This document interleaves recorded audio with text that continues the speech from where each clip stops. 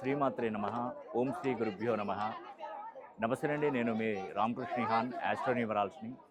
ఈరోజు నేను మహారాష్ట్రలో ఉన్నటువంటి నాసిక్ త్రయంబకేశ్వర జ్యోతిర్లింగ క్షేత్రానికి నేను రావడం జరిగింది.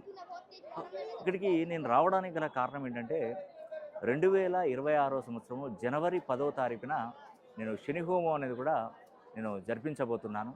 కాబట్టి శని హోమం అనేది కూడా ప్రతి ఒక్కరూ జరిపించుకోండి. చాలా మంచి ఫలితాలు వస్తాయండి. ఎందుకు చెప్తున్నానంటే, ఈ విషయం నేను ఎందుకు చెప్తున్నానంటే, ఇప్పుడు సుమారుగా నిన్న నేను ద్వారకలో ఉన్నాను. ఆ రాత్రికి రాత్రే సుమారుగా ఒక 1200 కిలోమీటర్ల పైబడి నేను ఈ ఒక త్రయంబకేశ్వర క్షేత్రానికి వచ్చాను. ఆ స్వామివారిని దర్శించుకున్నాను. ఇక్కడి నుండి సమిధలు తీసుకెళ్ళి జనవరి 10వ తారీఖున నేను శని హోమం జరిపించబోతున్నాను.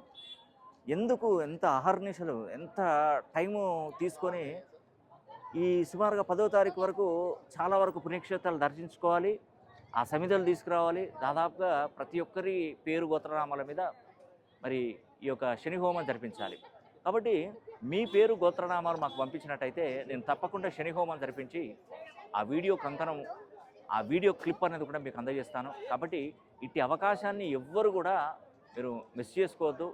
తప్పకుండా మీరు శని హోమం జరిపించుకోవాలని కూడా మనస్ఫూర్తిగా కోరుకుంటూ సెలవు తీసుకుంటున్నాను. సర్వే జన సుఖినో భవంతు.